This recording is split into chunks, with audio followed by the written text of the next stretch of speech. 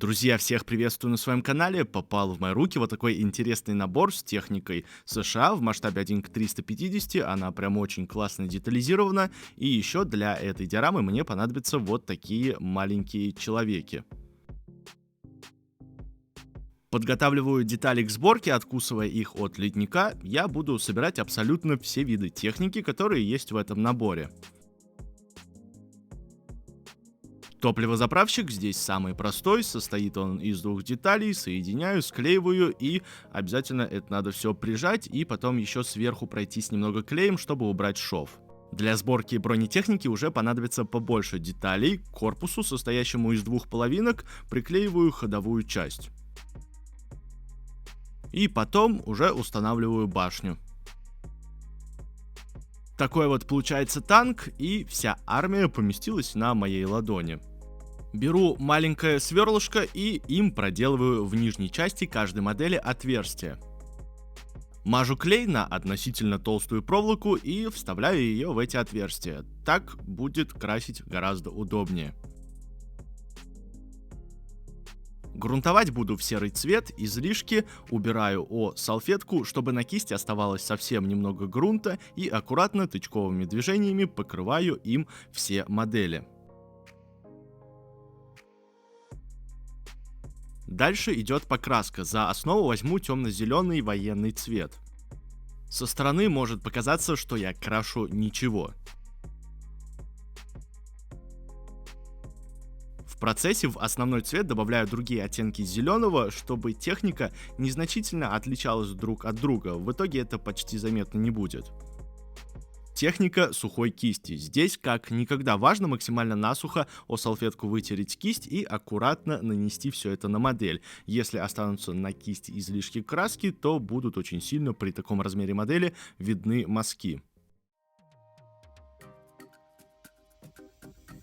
Дальше сложный, но только с виду этап. В черный цвет крашу гусеничную ленту и бандажи катков у бронетехники. И, конечно же, покрышки.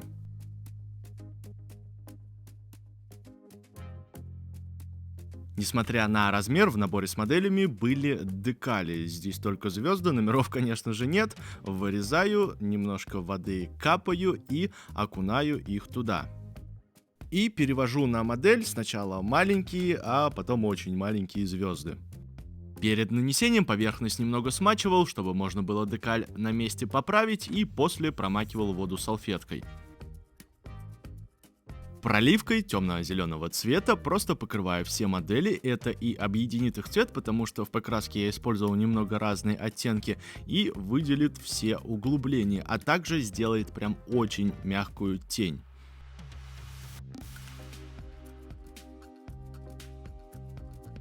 Для покраски людей также выбрал зеленые оттенки, но уже светлые, чтобы на фоне техники они выделялись. Для начала крашу верхнюю часть одежды, она также будет незначительно отличаться, а потом штанишки в темно-зеленый. После одежды в телесный цвет крашу сначала головы и также руки, по крайней мере, пытаюсь их изобразить. И, конечно же, сухая кисть белым цветом, чтобы очертить, как бы силуэт выделить. Смывкой черного цвета выделяю остекление на автомобиле и решетку отсека МТО на бронетехнике. Пигмент цвета каменная пыль, добавляю в него большое количество воды и хорошенько все это перемешиваю. Полученную смесь наношу на нижние части автомобилей, а на бронетехнику наношу на ходовую, не задевая катки. Завершающий этап покраски модели — это снова техника сухой кисти, но в этот раз выделяю только основную геометрию, то есть форму моделей.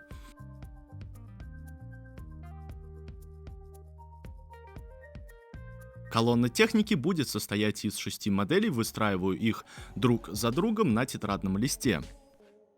Загоняю эту колонну в рамки, чтобы определить границы диорамы. Потребовалось достаточно времени, потому что здесь важен каждый миллиметр. Определив размеры, они будут 4,5 на 13,5 сантиметров, черчу прямоугольник и по диагонали пойдет дорога. Размеры известны, поэтому вырезаю из пеноплекса толщиной 6 мм прямоугольник. Беру рейки размером 2 на 8, края подставки из пеноплекса тщательно обмазываю клеем и с помощью этих рейк оформляю края диорамы. Чтобы все было красиво, рейки прижимаю к пеноплексу с помощью малярной ленты и после откусываю все лишнее. Проволокой армирую поверхность под заливку гипсом. К этой маленькой диораме я решил подойти со всей серьезностью. Гипс взял твердый, потому что толщина заливки будет всего 2 мм. Добавляю воды и хорошенько размешиваю. Немного гипса тонким слоем намазываю на фольгу и потом заливаю основание. По всей поверхности тщательно его разношу, и после того, как он чуть-чуть схватился, снимаю верхний слой, чтобы он стал вровень с рейками. Во избежание изгиба слегка нагружаю. После высыхания гипса обрабатываю основание с обеих сторон о наждачную бумагу. Пропитывающую грунтовку наношу, чтобы потом к гипсовой поверхности все хорошо приклеивалось. Основание готово. Беру пеноплекс 5-сантиметровый и на терморезаке режу его настолько тонко, насколько это вообще возможно. Из тонких листов выбираю самые тонкие, размечаю сначала ширину дома и срезаю лишнее. Размечаю этажи, высота одного будет 0,9 мм, разлиновываю все и прорисовываю окна. С помощью тонкого и очень острого ножа аккуратненько все это дело вырезаю. Получается вот такая вот часть дома. С помощью какого-то инструмента отрываю верхнюю часть здания под углом. Будет у всех домов вот такой вот скос, и самое последнее здание, третье, оно будет иметь полэтажа. От листа отрываю прямой угол, делаю обломок, вырываю из него части, чтобы заготовить вот такие вот детали. По длине дороги обильно намазываю клей ПВА и к основанию приклеиваю разрушенное здание. И с помощью ровных углов подпираю здание, чтобы оно стояло надежно. Всего на диораме будет 4 фасада здания и еще делаю этажи, но в меньшем, чем это необходимо количестве, потому что при таком маленьком размере нельзя диораму перегружать большим количеством деталей.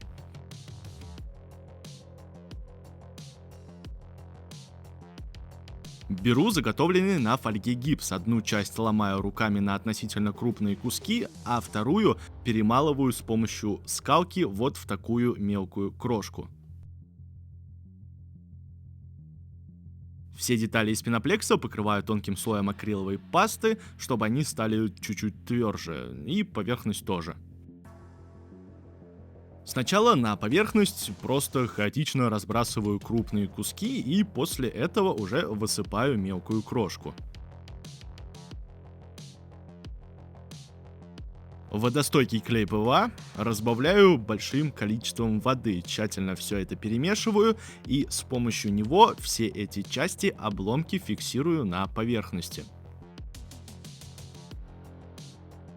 Вот такая вот получается развалина. Еще деталей можно добавить, разрезав тонкую палочку на еще более тонкие палочки. Я их, конечно же, потом не буду красить, и делать это не обязательно, но просто для разнообразия элементов, чтобы разбавить вот эти вот плоские куски гипса. Грунтую всю поверхность, диорама будет такого пустынно-песочного цвета. Чтобы грунт и краски наносились на такую неровную поверхность лучше, я ее смачиваю водой. Заднюю часть руин затемняю, добавив в песочные оттенки немного коричневого.